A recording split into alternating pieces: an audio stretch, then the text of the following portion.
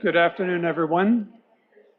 Hello, hello. Good afternoon, and welcome to the Surfboard Room in Payson Library. I'm Mark Rusa, Dean of Libraries, and it's my distinct pleasure to welcome each and every one of you to today's session on donuts. Who doesn't like donuts? What's the first thing you think of when you see a pink box? Someone carrying it. It might be filled with delicious, wonderful donuts. The Pepperdine Libraries are the heart of the academic enterprise at Pepperdine, and we like to think that so much dialogue occurs in this very room, the boardroom, where all important decisions are made and important topics pondered, including today's on donuts and the backstory behind donuts and donuts in Los Angeles and around the world.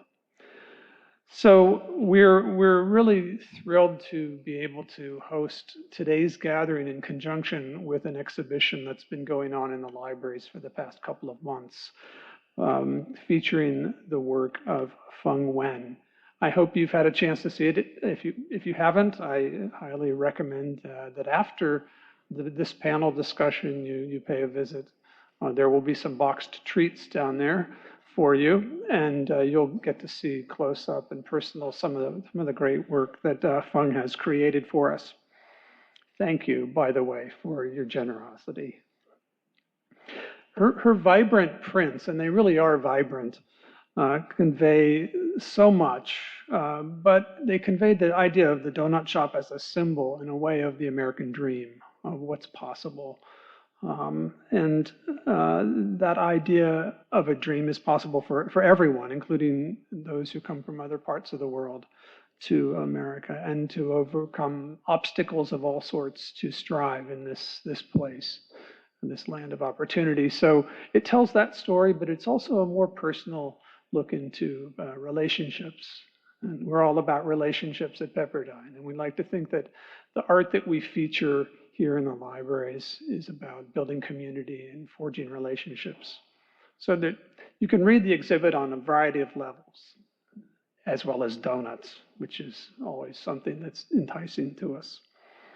Our moderator today is our dear colleague, Tuan Hoang, who serves as the Blanche Seaver Professor of Humanities and Teacher Education, and he's the Associate Professor of Great Books at Seaver.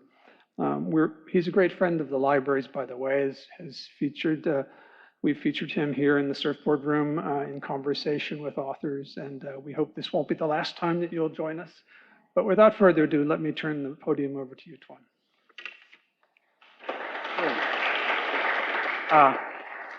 Yes, thank you for being here. I haven't taught history 204 for a while, for 3 years now. But when I taught it, I taught it from an immigration perspective. And one of the examples that I often gave when it comes to 19th century immigration, right, is about Greek immigrants. Because something interesting happened in the late 19th century and early 20th century, with Greek immigrants. Many of them ended up running greasy hamburger restaurants throughout the USA. So I often ask students, do you think that, those Greek immigrants, they used to run hamburger joints in Greece? And of course, the answer is no, right? So, and food and immigration is a fascinating topic, I think throughout American history. And today we have one of those topics in the form of Cambodian refugees and donuts in this case, right? So I suppose that, so you may wonder, what is the connection? And, with our 6 panelists today, I think we should get some idea, right, by the end of this panel. So with no further ado, my job is really to, call up, we have an order, of speakers, and to call up the order, and then essentially keeping time, okay? So the panelists, right, how much time you have, right? And so just to be sure, I have with me like these things. If, you have 1 minute left, I go, okay? And if you are running over time, I will be like, okay, no, I wouldn't do that. I'll have this thing instead. Okay, so please welcome Phung Huynh, the artist, and she will begin the panel by speaking about the first generation experience.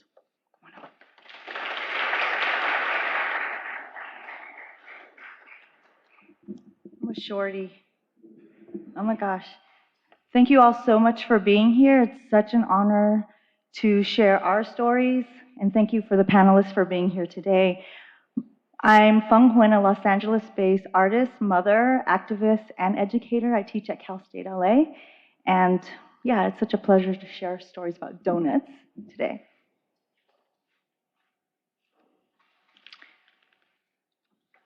Lots of slides. So this is my baby picture, and it was a photograph used for resettlement in the United States. I was born in Vietnam, and it's my father holding me up in a Thai refugee camp before we came to Michigan. So my grandparents are Southern Chinese, escaped because of Japanese occupation to Vietnam on my mother's side, and my father survived the genocide in Cambodia and biked across to Vietnam, and that's our Southeast Asian refugee story. So these are drawings that I did of my parents. My father on the left, again, survived civil war, genocide, and Pol Pot's brutal regime.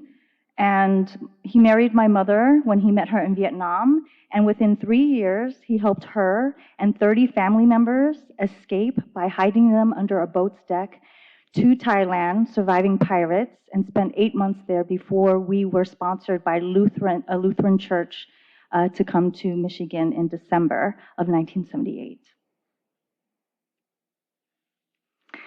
We learned how to speak English. That was the first thing to do. And we ate cornflakes, although we loved rice. But my whole family, grandparents, mother, brother, cousins, in front of the television, watched Sesame Street, Reading Rainbow, and Mr. Rogers, and that's how we learned how to speak English. So I say I was born in Vietnam with this complicated multi-ethnic refugee experience, but I'm very proud of being from Los Angeles. So for those of you from out of town, when you arrive in LAX, right, the international terminal, it's named after Tom Bradley, amazing black mayor who served the city of Los Angeles for 4 consecutive terms, 1973 to 1993. His grandparents were formerly enslaved African Americans. His parents were sharecroppers, and this is a photo of me at age 12, and I'm on 3rd place in the Asian Pacific Islander Heritage Week. We didn't even have a month yet. 1 week contest. And what was important was that I didn't make a drawing of a multicultural scene, but I made a drawing of the Chinese Exclusion Act of 1882. The first legislation that banned an entire ethnic group to come to the United States and denied citizenship. And for a black mayor to see that and to recognize that I deserve recognition for uncovering racist history as a 12-year-old made me the artist that I am today. So my name is Phung. It was given to me by my paternal grandfather, and it means phoenix. And a phoenix rises out of its own ashes after the end of a life cycle. And for me, growing up, people can't pronounce it, or they say it's so un-American and it sounds weird. You need to change your name.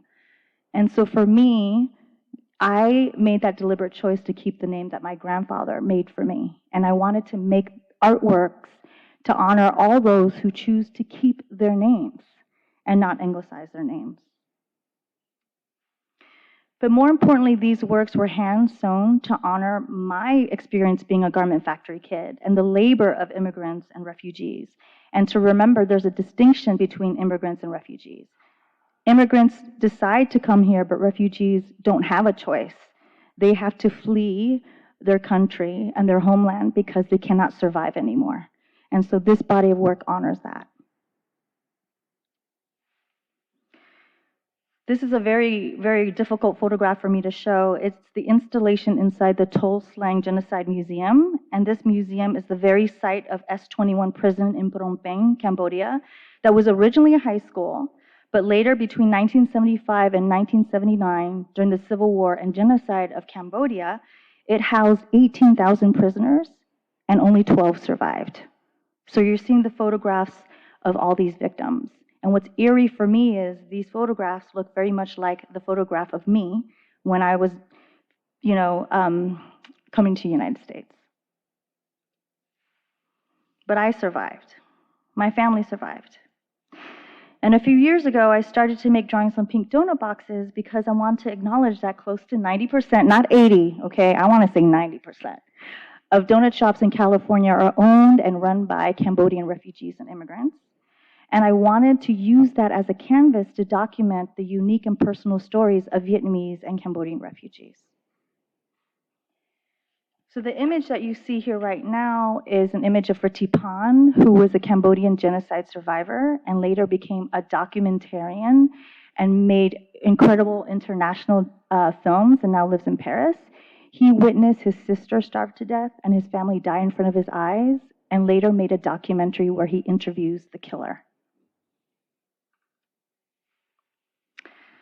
This is a portrait that I made of Van Nath, a Cambodian who grew up in Battambang, and he was a painter, and he was one of the 12 people who survived in the Tuol Sleng S-21 prison camp that I just showed. And he survived because he's an artist.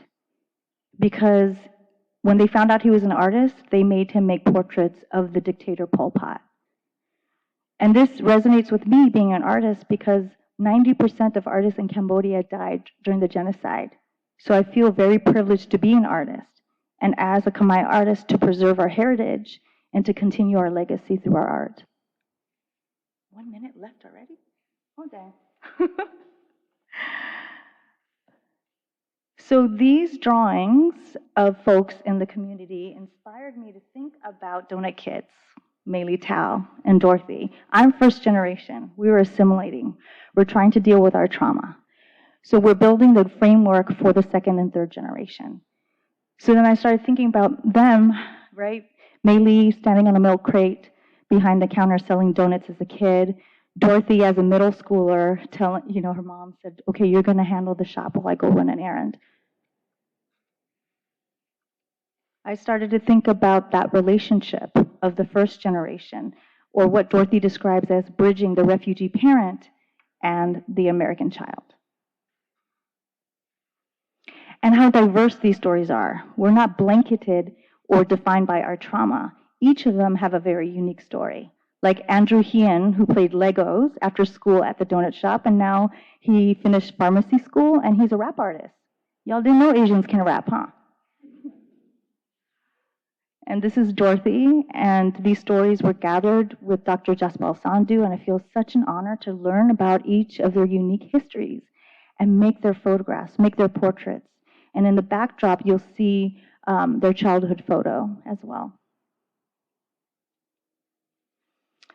Emily Tang, who couldn't be here today, she's also a donut kid, but what really stood out to me about her story was that when she was 10, she was helping in the donut shop, and Protective Child Services came and cited her parents for child labor violation, and now she's going to law school practicing through a social justice lens.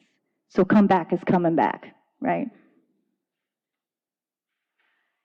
And then most importantly, I'm not a printmaker, but I feel privileged to work with self-help graphics. Marvella Muro and Dewey Tafoya, my primo, is here today, and we're going to talk about how I was able to expand this storytelling through a medium I don't know, but learned how to do in iconic ways, as the dean had mentioned, contrasting the iconic pink box and words, like Vai Nom in Khmer means to make donuts, but it literally means hit the donut, right? And I show these because through assimilation, first generation, second, and third generation, what happens is the erasure of our culture and the erasure of our language. But also immigrant labor, refugee labor, open 24 hours, right? Like they can tell you, these stores were open 24 hours. What goes into that? These donut shops where you learn how to speak English, you earn a living, your family is there all the time. You learn how to interact with your customers in this very specific way. And lastly, I know my time is up, I want to honor my parents. And so in this painting, when you're a refugee and you leave your homeland and you're displaced, you're always talking about and questioning what is home. What is home to you? Is it the place? Is it the people? Is it the community? Is it all of that? And so here I painted my mom in a dollhouse, sewing at the refugee camp, and at the bottom is the sweet donut. And lastly, we all know Randy's Donuts, right? But I encourage you, don't go to Randy's, don't go to Winchell's, go to your mom and pop Cambodian-owned donut shop, right? Growing up, I remember going to the LAX, to airport, and I see this huge Randy's donut. I'm thinking, can I eat that? Is it real? But what's more important about that is it's seen as this American icon, but we always have to remember, like at the bottom of that painting, it's made by refugees. It's made on the stories of people like you see here today. Thank you.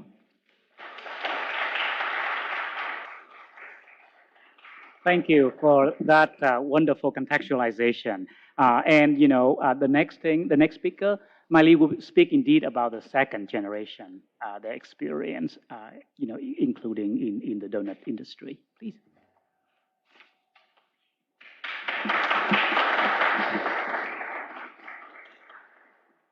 Hi, everybody. My name is Mayly Tao. You guys might know me as the Donut Princess, but today I'm going to talk about being a donut kid. You will also notice that if you go down the hall for the reception, there's going to be some yummy donuts there, and they are decorated by myself and came from a Cambodian donut shop. But I'm going to give you a quick rundown of what we're going to talk about today. Really, what does it mean to be a donut kid? I actually didn't get to meet a lot of donut kids until my adult life, maybe because I was always in the donut shop working, and how I actually created a whole brand around donuts. DK's Donuts and Bakery was in my family for 40 years, and how I created my own company, Donut Princess LA. We deliver donut bouquets all over LA and Orange County. I'm also going to be touching lightly upon the Donut King documentary and also the book I launched last year called An American Dream with Sprinkles. So, a donut kid's life. We have a lot of things to cover in a short amount of time, so I made this timeline for you guys to just sum up the past 40 years or so. So, I was born here in Southern California. My parents were refugees and survivors of the Khmer Rouge, and they came here speaking no English. But I didn't know that I was going to be born into donut royalty. And I say that because my Uncle Ted, he actually opened up, about 100 stores for Cambodian refugees when they came over. So he leased these donut shops out, he taught them how to bake, and he sponsored so many families over here. So every little mom and pop store you see in LA, most likely Uncle Ted had his hand in it. And my family had its own bakery called DK's Donuts. So 1981, that's way before I was born. And you bet that when I was born and when I could operate a cash register, I was there working. I was there, that was my daycare after school. I did homework there. And, a lot of the people that I met became my second family. But I spent a lot of time there. And when I wasn't there at the shop, I was helping my parents, go on supply runs. And when I was at home, I knew that my parents were working. What is expected of a donut kid? These are just a few things that you kind of picked up when you worked in a donut shop. So either your parents would be yelling at you to get these things done, but the list goes on and on. Forget about morning cartoons, forget about socializing with your friends. You are here to work. And, I think that when you're younger, you don't really think about the impact that you're making until you kind of reflect on it when you're an older adult. So yeah, some thoughts you might have, okay? So imagine being 8 years old and waking up at 4 a.m. in the morning. That is so unheard of for just any child here in America. But that was my reality for a lot of my time. So even when I was in school, I would help out on the weekends. I would sell my chocolates from softball to all the customers there. Spend lots of my time just folding pink boxes, helping customers, and doing all these things. And you don't really think about your impact, but as I got older, it really did start to shape my work ethic. And I realized that this is my duty. When you're a kid, you don't really think, oh my gosh, my parents survived a whole genocide and they went through X, Y, and Z to get here. You don't think like that. But when you get older and you become educated on what happened, then there's more compassion to what they did for us and how they worked so hard to support us. We had a 24-hour bakery, so you can imagine if somebody is not showing up for work, it's either your parents or it's you. And, you know, being a daughter of a refugee, I don't think that they thought I was going to take over the bakery at any point, but it kind of fell into my hands to do so. And I really wanted to create DK's Donuts as this place of just a different experience. And I really focused on these subjects to get there. So innovation. I don't know if you guys have ever been to the shop in Santa Monica. Raise your hand if you have been there. Okay, cool. Yeah. So, you know, when you walk in there, it's like you're in donut heaven. But it didn't used to look like that before. It was just the classic glaze, the twists, the bars. The cinnamon rolls were like the fanciest kinds that we had. But I knew that I wanted to create a different experience when people walked in. I wanted people to know that there is a donut for you in that showcase, whether it's topped with Fruity Pebbles or it's gluten-free or it's the size of your face. You know, there's got to be something for everybody. Because my parents didn't believe in marketing, I really utilized social media, this free tool, to really tell our story and to get us out there and create a presence. Customer experience. I mean, how many of you have like walked into a mom and pop donut shop and, you know, it seems like you're bothering them to buy a donut? I didn't want that experience to happen at our shop, so I was always there, friendly, greeting them, welcoming them in like family, and really providing the sense of hospitality. Personalization, so you guys might have seen those like cute little letter donuts. They're also Texas-sized ones. I created that and added that to the menu as well. And really playing on trends. Like that's how you stay on top. That's how you stay relatable with new things that are coming out. And I just related it all to donuts. With branding and storytelling, I actually hid behind my brand for a really long time, thinking, oh, people just want to know all about the donuts. They don't really want to know about my family history. But one day I really took a swing and just started to tell my parents' story, how they got here, how I got here, what our lineage was like. And actually that attracted way more people to our brand and our story and had them love us more because, you know, we're just another family, just serving our community. And our community, well, everybody loves donuts, so I really got to connect with lots of different communities, whether they're the moms of the West Side or the bodybuilder community or, I mean, just the working people of Santa Monica. I really got to use my skills and build all of this around a donut shop. I don't know if you guys have seen the Donut King documentary, but lucky for you, Pepperdine Libraries has a 1-year license purchase for it. So it's first one when you open it up. So definitely check it out. But it recounts my uncle's story and how he came and really just took over the donut shop market. He ended up putting Winchell's out of business in some areas. And it just goes to show how hard these immigrants, when they came over, how hard they had to work just to create this opportunity for us as second generations. The Donut King actually inspired me to create my own book because when I looked at the Donut King documentary, I saw that this is a piece of history that people don't know. I remember in school, the only thing about the Khmer Rouge in Cambodia was maybe about this much of the whole genocide. So a lot of what I learned about my family and what happened to them, it literally happened on Google. It happened later in life because I was interested. And so I thought, I'm going to write a book about my mom's journey of how she came over here and survived this terrible thing. Imagine waking up one day and you're forced into exile in the jungle to work for free for the government, and you only really have a few choices, is to stay there and work or go and find a better life, which is what my parents did. I will be selling copies of my book out there in the reception area, so if you guys are interested in supporting, definitely check it out. I'll be over there. Finally, since I'm definitely out of time, Donut Kids stories should be celebrated. And little did we know, even though we thought it was free child labor, we were actually helping our parents with their version of the American dream.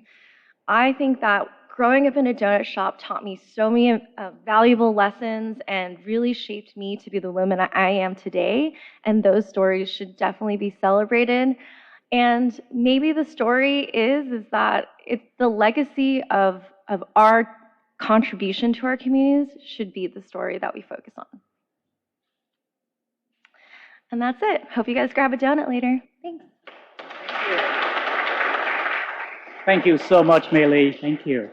I just want to, before the next speaker, Jaspal, will be speaking, about pink back stories. I do want to say an appreciation to the faculty. I see faculty from communication and history and maybe others, bringing classes here. I really appreciate a big appreciation for you, to you for doing that. Okay, next, please come on up, Jaspal. We'll be talking about. Well, about his project. Thanks, Tuan. This is my one slide, so no slides. I knew I was going to be overshadowed by way better slides, so, and I mean that honestly. I wanted the focus to be there. My name is Jaspal. I am faculty at the School of Public Health at UC Berkeley, and I'm also what am I, like an administrator, a bureaucrat for a nonprofit that does work in youth mental health called Hope Lab. And that's the way I'm supposed to introduce myself, because that's the way that I have been trained to do so in this country. But it's really nice being in this whole community here, because these are people who I have learned from to embrace my own identity and actually talk about who I am and how that shapes who I am in the work that I do across, the spectrum of my life. So I'm not a refugee, but I am an immigrant. I'm Punjabi, I'm Indian, I'm a father, I'm a Californian with a lot of love for this state. And that's really what brought me to Pink Box Stories, which I'll get to in a moment. My family's path went from Pakistan, and at that time it was India, through partition in 1947, some pretty horrifying stories of migration across a new border, from the new India to England, and then from England, I don't know if you know this song, to Huntington Beach. It was different back then, I think. So Huntington Beach was my family's first stop here in the US, and then El Toro, which I don't even think exists anymore, but it was in Orange County. And I lived there, that was like 78 until 1986. And then my family moved away to Arizona, and I spent some time away from the state, and then I came back. I came back as an adult in my mid-20s, and we used to get Winchell's back when I was a kid, when 82, 83, 84, whenever. When I came back, I loved donuts, and I ended up at a lot of Cambodian-owned donut shops. And I noticed that the donuts were way better out here than they were in Arizona or in Boston. And I was really curious about why there were Cambodian families that were running all of these donut shops all across. I'm from the Bay Area. And I had a chance encounter with one of my students, Michelle Su, whose portrait you saw earlier. Michelle is a donut kid. Her family owns a donut shop in East LA, and we got to talking. And we launched a project 5 years ago called Pink Box Stories, which was intended and still does elevate the stories of Cambodian families. We like to talk about the stories behind the sign, because there are really important stories that aren't just caricatures or stories that people tell in their own heads. And some of those are stories about the refugee experience and stories that are painful, but there's funny stories, and there's happy stories. There's all kinds of stories. And the point of Pink Box Stories was not for us to be telling those stories, but for us to develop a platform so other people could tell their own stories on their own terms, and to share those range of experiences and range of emotions. My own connection, honestly, part of it was like, I love donuts. Part of it was, I'm from California. Part of it was I saw, it's not my experience. Like I said, I'm not a refugee. But in these stories, I saw a little bit of my own experience. Before doing what I do now, I was an entrepreneur, and I saw that part of my experience. I'm a dad. I saw that experience. And I think that's what's actually so powerful about, I mean, this is a panel of amazing people who embrace their own identities, support the identities of others, and tell stories. And, you know, my main point is to drive home that this is the story of the Cambodian American experience, but it's also, this is California history, and this is US history, and this history has to matter to all of us. So we did that, and we had this platform that was, and continues to tell stories on Medium, on Instagram, and through that, I got to meet Dorothy, and I got to meet Mayly, and then Phung, I don't even remember how we met. I hit you up. No, that's not true. But we were really honored to have this like small part in supporting the work that that you did, Phung, to kind of do the same, really to like celebrate and elevate really important stories. And like I said, this is all storytellers up here, but when you look across the spectrum of what everybody here is doing, there are stories that are about healing. There's stories that are about honoring the history in the community. There's stories that are about innovation and growth and learning. It's really all of it, and it's really a special moment because it wasn't like this 5 and 7 years ago. There's something really special that has emerged because of the people that you see here that is that's incredible. It's something that is I think pretty unprecedented, and it's beautiful to watch it unfold. One other thing I'll say is, you know, when we founded, Michelle and I co-founded this Pink Box Stories, there were other people involved. And the other people involved all came for different reasons. We leveraged being at UC Berkeley, so we had students, I had former students, staff who were just interested in contributing to this. Michelle was the only donut kid.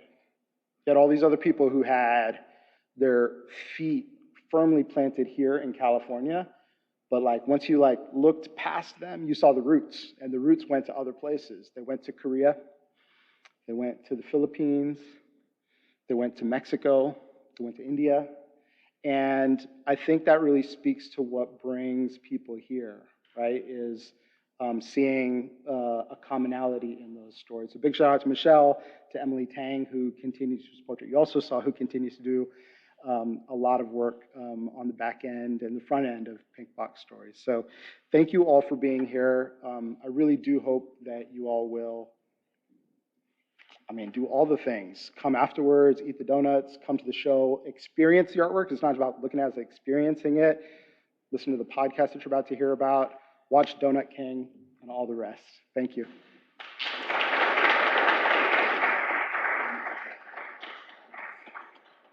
Thank you so much. You know, our next speaker will talk a bit about, I think Jaspal mentioned healing, right? And indeed, that is the topic of the next one. But, if I may just sort of like call attention, right? So right now we are, so far, right, we hear kind of like a sketch, if you will, right, of the story of immigrants, of refugees and their children, right? And stories of survival, right? Economic survival, like, finding ways to live in America. But of course, right, as refugees, they have trauma as well. And so, memory and healing, are definitely a crucial part, in which they have to deal with as they, right, make a living in the U.S. So, Dorothy, please come up and, share with us your point.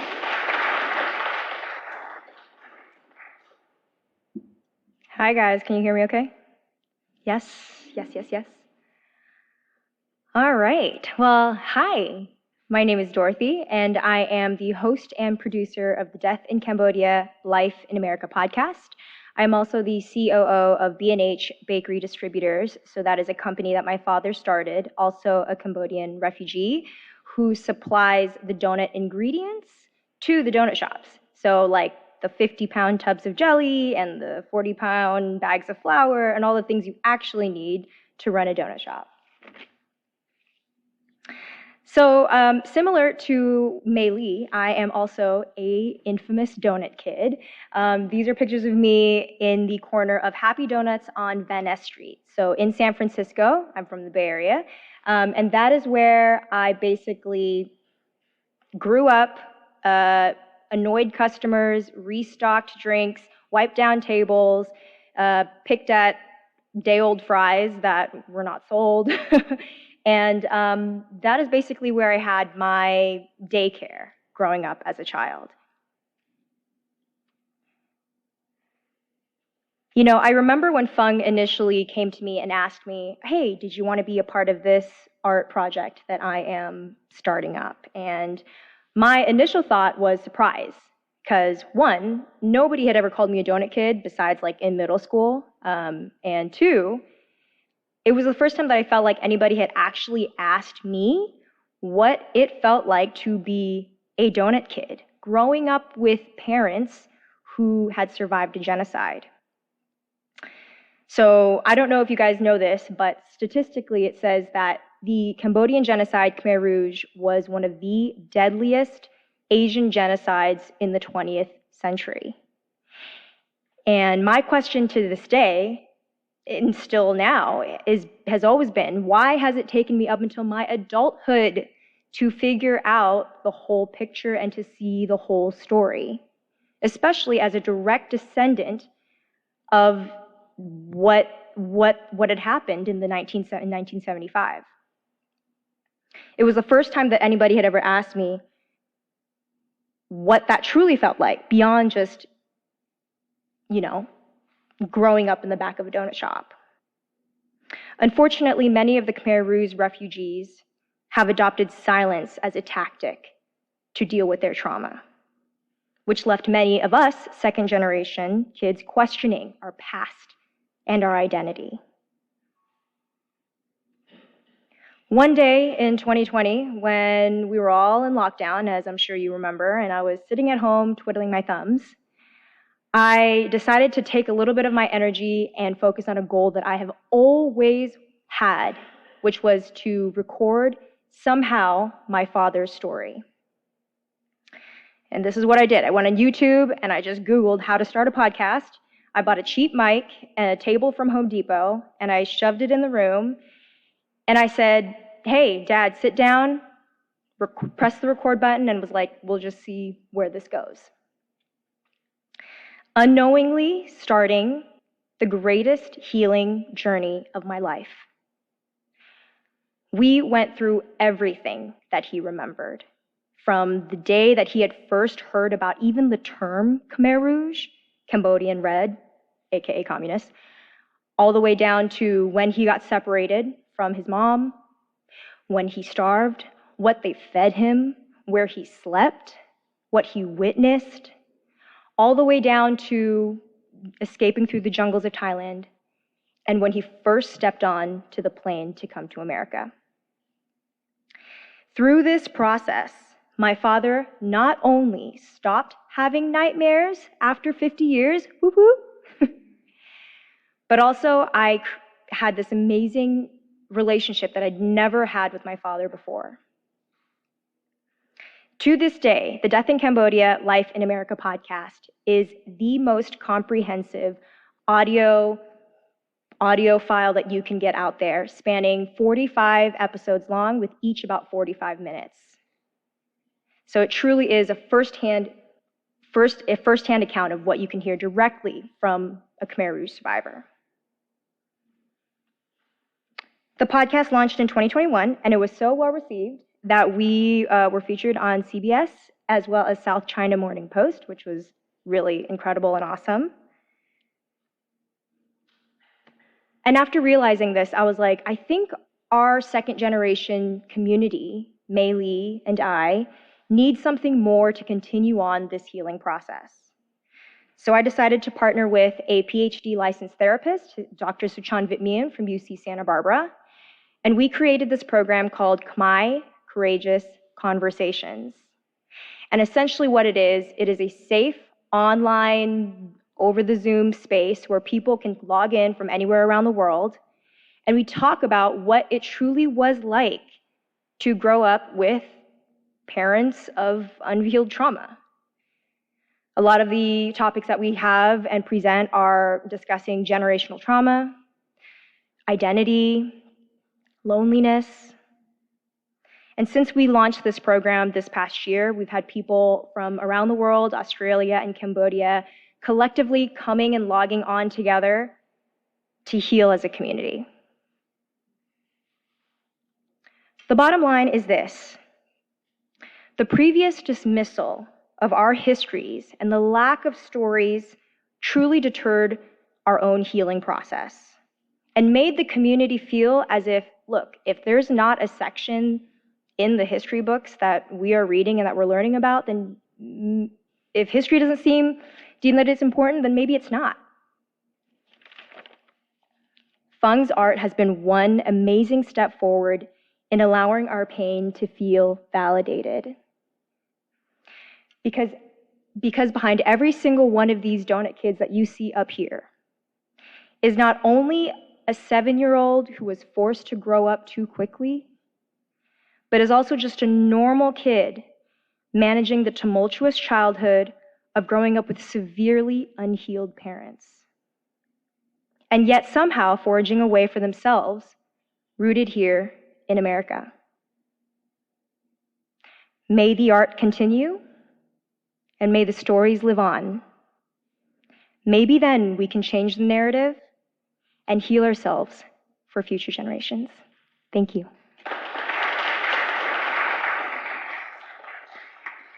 Well, thank you. Thank you so much, Dorothy.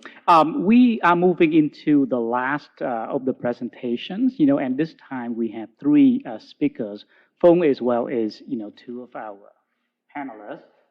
So let me see. Okay, yeah, so I think, maybe it's best, feel free to come up here, but you can also use, the microphone as well. There should be one for each person. Okay. Do you want me to, I can monitor this if you like.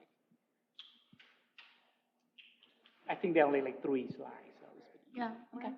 Go ahead. Hi, my name is Dewey Tafoya. I'm the master printer at Self-Help Graphics. So I'm the person who is responsible for printing Phung's great images, and it was such a great honor to work with Phung. But also, I think as we were printing, just listening to the stories of these kids, and I'm super nosy, so I'm like, who's this? What's this about? And it's something that me, as a Chicano who grew up in Los Angeles, that I connected to. I grew up in a neighborhood that had lots of Cambodian donut shops, which I frequented a lot. So definitely, when she came to us with this idea, I think the initial idea was to print on actual donut boxes. And my first reaction was like, well, they're not archival. How about we print on paper? So we did both. We printed on paper, and then we also did a few donut boxes, which, if you had a chance to check out in the gallery, they look great. They look really great. So for me, I think just to have the opportunity to help create this and help print Phung's art that has really deep meaning, not only for Los Angeles, for the United States, but also just the connection of folks who come here to work. Immediately in my brain, I just thought back to when I was a kid and I would have to go work with my dad. And just that idea of helping the family in some kind of way. I didn't like it. I used to hate it and complain. But now looking back on it, it definitely was an experience where I learned. But most of all, I think for me, it was a connection to my parent, to my dad. So definitely, I think, creating these prints, and that's fun, working on the stuff and me judging it. I think, it's such an important thing that needs to be said, and especially working at Self-Help Graphics. Self-Help Graphics, the place that we work at is an arts organization that's been around for 50 years. They're a community arts organization that started off in the early 70s with a Franciscan nun and to queer artists. So even that, like that idea to start something out of nothing in order to kind of focus on the Mexican American story or the cultural story that wasn't there at the time, and even today that's still not there. So even making these, we're adding to those histories, we're adding to those stories that are essentially American stories. They're stories of people coming here and working and struggling and leaving their homes. So definitely, that's I was the one that printed it. So hopefully they came out great. Thanks. So my name is Marvella Muro. I'm the Director of Artistic, Curatorial, and Education Programs at Self-Help Graphics. I'm also from East Los Angeles, first generation Mexican American. I want to touch upon Self-Help Graphics a little more, that it was founded at the momentum of the Chicano movement. And for me, Self-Help Graphics today continues to be a space that provides access and empowerment to artists and community members of color in Los Angeles by providing access to space, printmaking, cultural expression, as well as socially engaging artwork. And it's very important to emphasize communities, plural, of color, because we still have very minimal spaces for multiple communities. And in the 70s, there were much less. And to also emphasize the fact that the prime Boyle Heights, where we are located today, was a very diverse community. And the Chicano community or Mexican American community at that time didn't evolve without the influence of those environments and communities around them, much like we are today, much like the Cambodian communities and other Southeast Asian and Asian communities all over the United States, as we all are influenced by the multiple communities that surround us. I do want to also I use this slide a lot to talk about experience, tradition, and reinvention. We have the shared, very similar experiences of either immigration or refugee for many cultures. And then we also think about tradition, bringing those traditions forward from our native countries. And whether the experiences are traumatic or positive, we evolve and create new identities like the Khmericans, and in our case, the Chicanos, or Chicanx, even now today that word has evolved to create new identities, here in this case, the Pachucos and the Pachucas. And so when we think about these very traumatic experiences, it's also very important to think about, I think Dorothy mentioned celebrations, or to celebrate, because we have to emphasize that our stories are not just filled with these tragic incidents. We are also use family and those traditions and culture for celebration. So let's not, the artwork that is produced at Self-Help Graphics is a component of all of these experiences, the human experience. And I think that through podcast, visual arts, performances, literature, we keep moving those experiences forward. And it's important, and we're writing our stories. You know, we're becoming more empowered, thankfully, to fill these libraries with our voices written by us. I'm not an artist, but I'm a facilitator for the artists who create and produce in our studio. And so for me, it was very important to bring Phung's story, who is bringing many other stories to self-help graphics so that the children of refugees who are in Boyle Heights and in Los Angeles can also witness other people's experiences, other cultures' experiences. And it's very important also to elevate empathy, to see and read about these. The stories that also, like you talked about, growing up yourself, for the panaderia, as the tortilleria, as the grocery stores. So it's very important to have different centers like self-help graphics really embracing other cultures so that we can learn from one another and evolve and grow together. Thank you.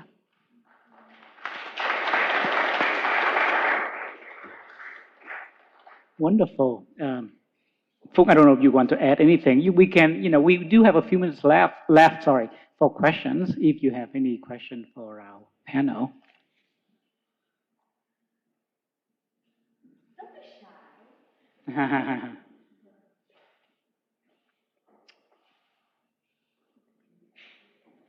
Please stick into the phone for the purpose of recording. So you were talking about the need to use these methods to preserve the stories, and what else do you envision would be a way to help curate and preserve these different communities and these different cultures? Such a good question. I think everybody here on this panel have multiple roles in what we do, but I think what is core is community engagement. So speaking for myself, I don't want to make work and then just put it to be displayed, but like coming up and showing up for young students, showing up for the second generation here, or intersecting with other communities. So none of this would work if we didn't have dialogue and try to connect with each other. So I think that's very core, whether it's making art or being an educator, podcast and facilitate healing, rebranding, and finding innovative ways in businesses or establish, organizations of color, helping other organizations of color. These are powerful things, but at the root of it all, we want to connect with each other and we want to engage with our communities.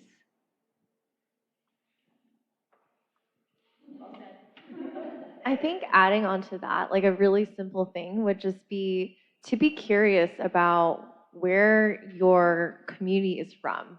So asking your friend what is your family's genealogy story? Tell us how they got here. Because with these stories, I just feel like there's so many things of connection and understanding of one another, and that's where it really starts. It's just from your community.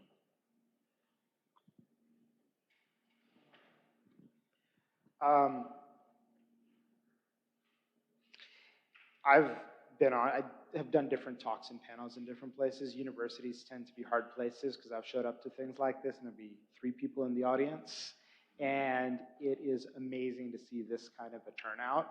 When I think about just the complement to what you've already heard from Phung and Mayly, I feel like you all are part of that as well. History's not like this, immutable object. It's something that is shaped and shared, and all of the various forms of stories. Marvella, you said it really well, right? There's film and there's podcasting and there's this art. Again, you have to come see it and just be with it to really feel it in a way that you can't when you just see it on the slides.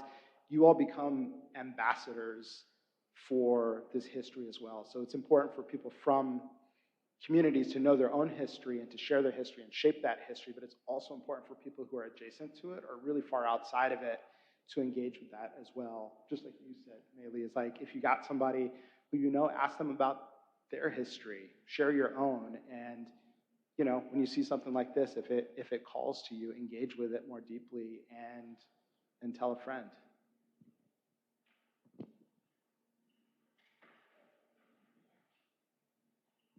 I have 2 questions. So I'm also a donut kid, so I want to ask, what's your favorite?